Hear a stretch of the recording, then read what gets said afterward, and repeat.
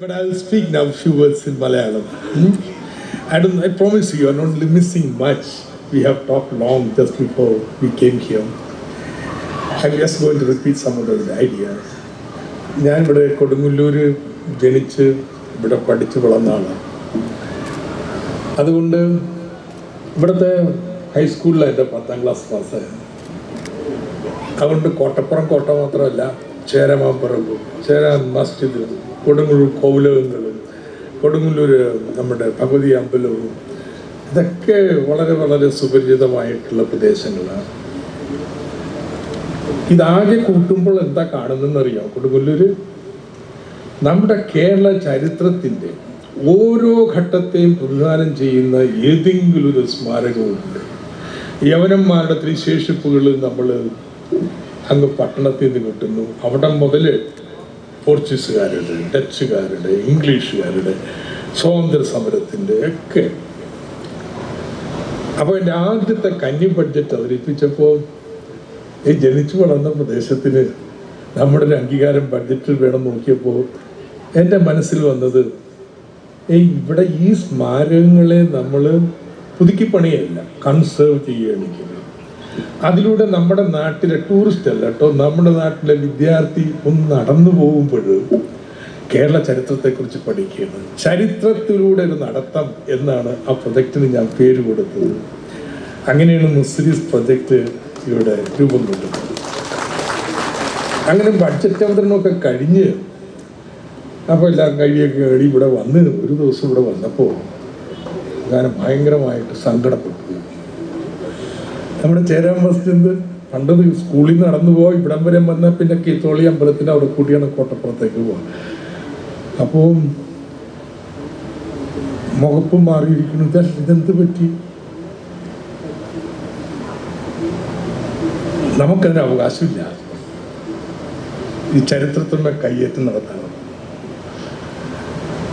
പക്ഷെ ഒന്നും ഞാൻ കുറച്ച് അനുഭവപ്പെട്ടു. ഞാനപ്പോൾ പള്ളി വന്നു. അപ്പം സാറൊന്നുമില്ല, ആരുണ്ടായിരുന്നു? എൻ്റെ പഴയ ഫോട്ടോ, മന്ത്രി വന്നതിൽ പഴയ ഫോട്ടോ എടുത്ത് കാണിച്ചു. പുതിയൊരു കാര്യം ഞാൻ കാണുന്ന ഇതായിരുന്നു, ഇങ്ങനെയായിരുന്നു. മുസിരീസ് പദ്ധതിയുടെ ഏറ്റവും വലിയ വിജയം എന്താ വെച്ചാൽ, അങ്ങോട്ട് പറഞ്ഞുകൊണ്ടല്ല, ഡോക്ടർ സെയ്ദ് ഇവിടുത്തെ ജമാ കമ്മിറ്റി മുൻകൈയെടുത്ത് ഇത് നമ്മൾ ആ പഴമയിൽ തന്നെ പുനരുദ്ധരിക്കണമെന്ന് തീരുമാനിച്ചത്. ഇതുപോലൊന്ന് സമാനമായിട്ട് കാണത്തില്ല. കാരണം വെച്ചാൽ പലപ്പോഴും വളരെ വ്യത്യസ്തമായ വൈകാരിക പ്രശ്നങ്ങൾ സൃഷ്ടിക്കാവുന്നതാണ്. മുസിരീസ് അങ്ങനെ നമ്മളെ നമ്മുടെ വേരുകളിലേക്ക് കൊണ്ടുപോകുന്നു. ആ വേരുകൾ എന്താ? ആ വേരുകൾ സമന്വയത്തിൻ്റെതാണ്. അതാണ് ഇവിടെ എല്ലാവരും പറയുന്നത്. ഏറ്റുമുട്ടലിൻ്റെ അല്ല. ഇസ്ലാം ഉണ്ടാവുന്ന കാലത്ത് തന്നെ ഇസ്ലാം ഇവിടെ ഉണ്ട്. അത് കഴിഞ്ഞ് എത്ര നൂറ്റാണ്ട് കഴിഞ്ഞിട്ടാണ് പരദേശി ബ്രാഹ്മണർ കേരളത്തിലേക്ക് കുടിയേറിയത്?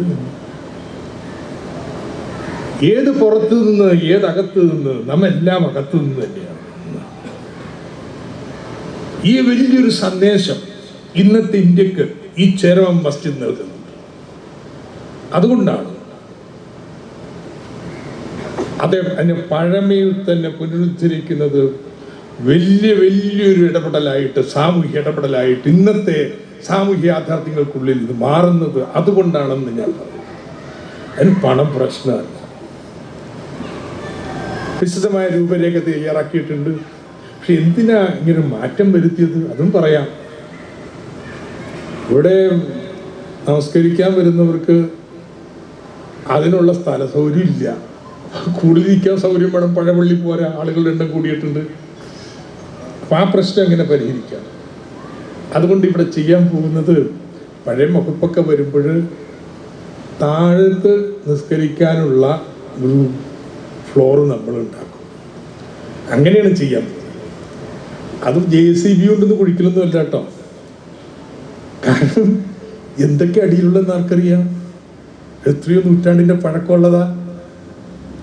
അതുകൊണ്ട് നമ്മുടെ institute of coastal heritage studies Kunjikuttan തമ്പുരാൻ കോളേജിനോടുള്ളത് അവിടെ ഒരു ആർക്കിയോളജിസ്റ്റ് രണ്ടുപേരെ എടുത്ത് ആർക്കിയോളജി സെൻട്രൽ ആർക്കിയോളജി വകുപ്പിന് അനുവാദം വാങ്ങി നമ്മൾ എക്സ്കവേറ്റ് ചെയ്യും. അങ്ങനെയാണ് അറയുണ്ടാക്കുക, അങ്ങനെയാണ് നിസ്കാരം മുറി ഇവിടെ താഴ്ത്തുണ്ടാക്കുക. അത് വളരെ ഉദാരമതികളായിട്ടുള്ള, ഞാൻ പേരുകൾ അവർ പറയാത്തതുകൊണ്ട് ഞാൻ ആ പേരുകൾ ഞാൻ ആയിട്ട് പറയുന്നില്ല, എനിക്ക് അറിഞ്ഞുകൂടാ. പക്ഷേ വ്യക്തികൾ തന്നെ അത് ചെയ്യാം എന്ന് ഏറ്റവും മുന്നോട്ട് വന്നിരിക്കുകയാണ്. ഒരു വേദിയിലുമുണ്ട്. അപ്പോൾ ഇതൊരു വലിയൊരു ഇത്ര പേര് എല്ലാം പണ്ഡിതർ, ഇതിൻ്റെ സാങ്കേതിക വിദഗ്ധർ, ഉദാരമനസ്കരായിട്ടുള്ള ആളുകൾ, ഇവരെല്ലാം നമ്മുടെ കൊടുങ്ങല്ലൂരിൻ്റെ പഴമയെ വീണ്ടെടുക്കാൻ ശ്രമിക്കുകയാണ്. വീണ്ടെടുക്കുന്നത് വലിയൊരു ഇടപെടലാണ്. കാരണം ആ പഴമ സമന്വയത്തിൻ്റെ സന്ദേശമാണ് രാഷ്ട്രത്തിന് നൽകുന്നത്. അതാണ് ഇന്ന് വേണ്ടത് എന്ന് പറഞ്ഞുകൊണ്ട് ഞാൻ അധ്യക്ഷ പ്രസംഗം അവസാനിപ്പിക്കും. Thank you sir.